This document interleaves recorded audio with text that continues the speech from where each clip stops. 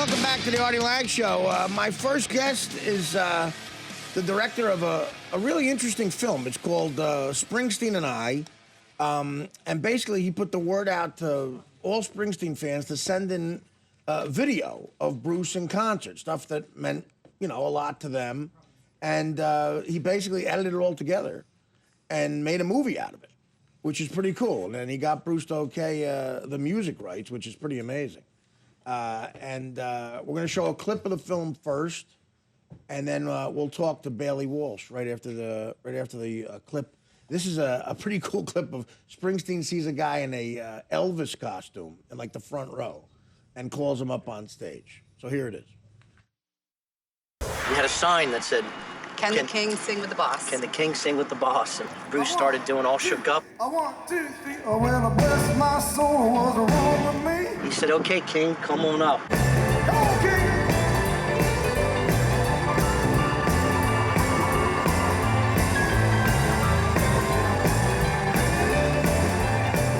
It was like, oh my gosh, I'm married to Elvis and he's singing with Springsteen and his dreams realized. I'm all shook up. Hey, It was like, oh my God, I can't believe it's happening. take it, Bruce. And the last thing he said, which I'll never forget, I have no idea where the came from. Again, that's from Springsteen and I, and here's the director of that film, Baillie Walsh. What's up, buddy? How do you do? Thanks for doing the show. So now, are you a big Springsteen fan, or just a filmmaker that had this idea? No, I wasn't a big Springsteen fan. I have to say, after making the film, I learned a lot about him, and I'm not going to say I'm a fan because I see how devoted his fans are. Right. After having it, so, but I am I really think he's, You he's admire him. Yeah, I am a great admirer. Now, so what gave you this idea? You just Well, I wish it was my idea. It was someone else's idea, and they asked me to make the film. Oh, okay. But the idea was basically, it came from a film called Life in a Day, where basically they asked people around the world to send in a film of one day in the year. Okay. And that was the kind of springboard for this. We just thought it was a great film, and just thought it was a really good idea to do that, asking people from around the world to send in films across the internet of what Bruce means to them. Now, obviously, there's limited artists you could do this with. You'd have to be a guy with devoted fans who travels the world and stuff like that. Yeah. So how'd you land on the idea of Well, Springsteen? Were there other options with other people? No, they came to me with Springsteen, and Springsteen is I think he's the perfect artist because obviously he's had such a long career. Right. So he spans generations. He tells great stories which kind of inspires his fans to tell great stories. Right. So he's the perfect artist, I'd say. Yeah, I agree with you. I mean, I'm trying to think of other guys in music that you could do it with. I mean, who still tour. Maybe the Stones, but that would be a world you're opening yourself up to crazy. Exactly. Yeah, exactly. No, and I think that's the great thing about Bruce is that he's a fantastic role model. Right. And he's it's a very emotional film. Yeah. He kind of that people are very emotional about him. So, I think that it's not full of crazes at all. I expected to get some crazes, but I didn't see any crazes. It's funny. I mean, I'm one of those people who's very emotional about him. I'm from Jersey. I was 16 when Born in the USA came out. And in this new book I have out, I tell a story about how when I got out of rehab, I tried to kill myself. And I was on drugs. I was on heroin. I was as low as a person could get.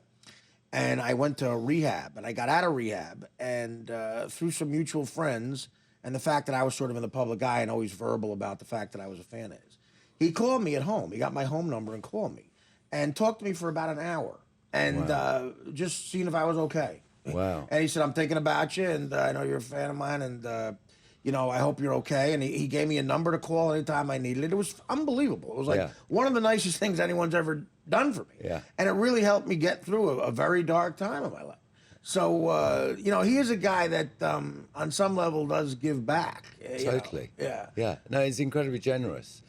And, exactly, there's a lot of stories that I heard like that. Right. A lot of stories like that where he's incredibly generous. He appreciates his fans. A lot of stars, not just rock stars, a lot of stars in general can sort of lose, you know, perspective on stuff, and he appreciates the fans that have made him what he is. Yeah, he inspires devotion. Absolutely. He really does. Absolutely. Yeah. John, And a lot of people. I mean, 142 minutes. It's a long film. Yeah, I mean, it's the reason it's 142 because actually the film itself is 86 minutes. Oh, okay. And then there's 20-minute extra concert from Hyde Park. Okay. So right, the Hyde Park thing he did. There with Paul McCartney. Right, with Paul McCartney. Yeah. And then there's an epilogue as well, which is a really great epilogue and another example of Bruce's generosity, where I'll tell. I can't actually. I don't want to spoil the story. There's a really beautiful epilogue where basically some of the people who sent in films met him. Wow. So and we filmed. You know, we kind of had the opportunity That's to special. film the meeting. But I can't. I want to tell the story, but I can't because it's such a great story. The epilogue's a really lovely part of the film. No, and that's an amazing part of this, really, that I wanted to talk about.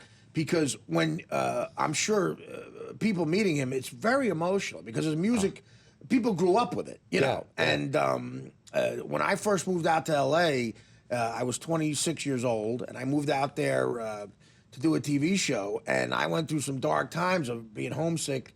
And his music got me through those times out there. Right. And I'm sure there's a lot of people with similar stories. Absolutely. Yeah. That's another great aspect of why people should check this out. Absolutely. So it's been in.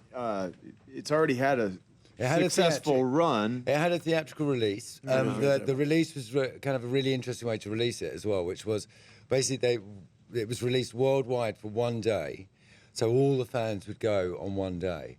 And I actually went to a screen in London, just kind of went in with everyone else. That's right. I was at the Ziegfeld here for one day or something. Yeah, I and remember that. Actually, because it was so, it did really well, and it was kind of, so it did extend to, I think, 2 or 3 days. Yeah. But I went into the cinema and watched it with the fans. It was unbelievable. I think I've probably been spoiled. I'll probably never have a response like that to a film again, where people are crying and laughing and then standing applause at the end, and it's because of the love of him. Yeah, now you just said that we got to take a break, but I want to talk a little bit about the fact that you got the rights to the music, which makes the whole thing. I want to know when that happened and all the. But here it is, Springsteen and I. Again, a real special film. You should check it out, and we'll be back with the director of it, Baillie Walsh, after these words. The Artie Lange Show, weeknights on Audience, only on DirecTV.